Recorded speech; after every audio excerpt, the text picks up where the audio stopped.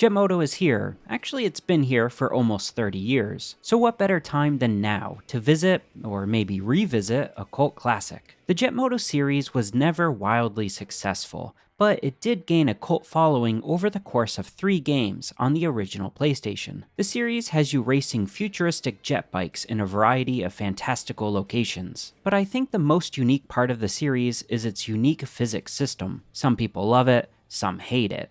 I personally fall somewhere in the middle. Regardless, it's certainly an iconic early PlayStation series, so I think it's worth checking it out and seeing how it's held up. Let's find out if there is still something here, or if the series is best left forgotten.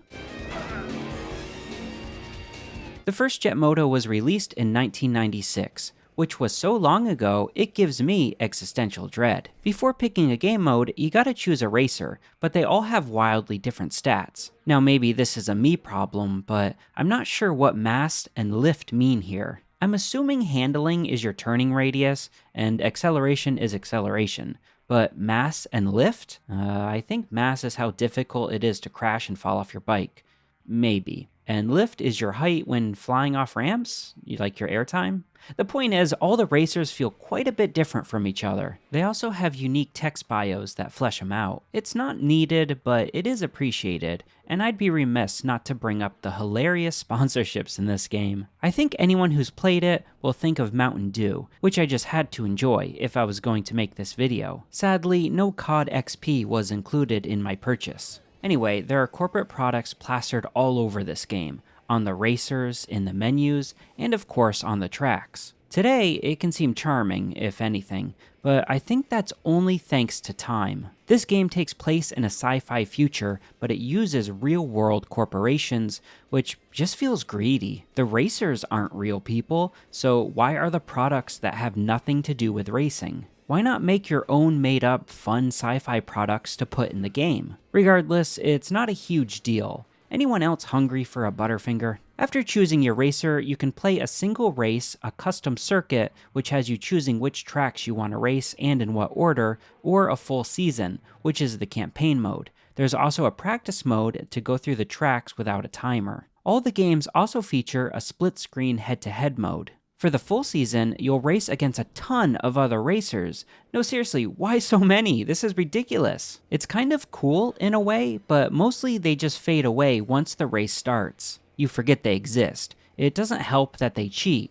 A lot. Rubber banding is aggressive in all the games, but it's especially noticeable in the first one. The Jet Moto series in general is infamous for its difficulty. You can change difficulties in the options, but even the easiest isn't a cakewalk. It's by no means unplayable, especially if you're used to Mario Kart. The other racers also aren't affected by the physics like you are. The devs created 2 physics engines for the game. One for the racers, which is very simple, and one for you, the player, which is anything but. You can wiggle back and forth by using L1 and R1, which helps for tighter turning. You can also pivot your bike forward, backward, and of course side to side. It's sometimes frustrating, but it's also really cool. It certainly adds to the idea that you're on a hovercraft. You'll also be crashing a lot. Thankfully, the game puts you back on your bike pretty quickly. Unfortunately, sometimes the checkpoint system feels intentionally bad, but that's more so a problem with the later games. You'll race across 10 tracks that are super varied from one another. You have southern bayous, tropical sandbars, snowy mountains, and even a makeshift track floating above the city made of metal, which is pretty horrifying.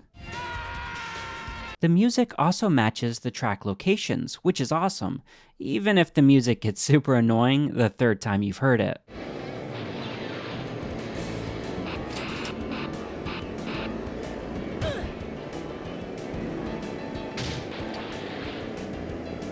I also love the comic book style art that dots the game. It's got spunk, personality, gusto. Depending on where you place in the race, you'll be given points. Get more total points than any other racer and you'll win the season. Jet Moto 1 is solid. I had a fun time and it's held up decently well. It definitely feels like it's barely held together though. That's actually a trend with all these games. I think for a few bucks, it's worth picking up.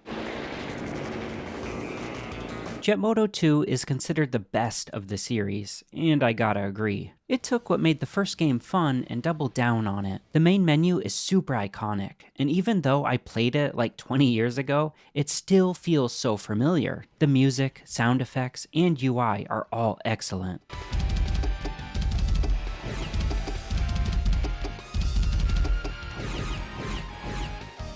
Replaying old games, I'm often reminded how good UI used to be in games, and it makes me sad. A good UI can add so much to your game, so much more than just a boring menu. Once again, you gotta choose your racer before playing, though the cast has been cut down heavily. Jet Moto 1 had about 20 racers, whereas the sequel only has 10. Though the devs gave way more personality to each racer. They all have their own unique art, still in the comic book style. They've also remade their bios, and they share sponsors this time around. And yes, the do is back, baby. Also, their character stats make more sense this time around. Weight, top speed, and acceleration. Like in the first game, you can race a full season, a custom circuit, a single race, 2-player head-to-head, or practice. The game modes may be the same, but the gameplay is vastly improved. It still uses the weird physics system, but this time it seems like everyone does, not just you. The number of racers has also been dramatically cut down. I didn't mention it before, but every game uses a boost system.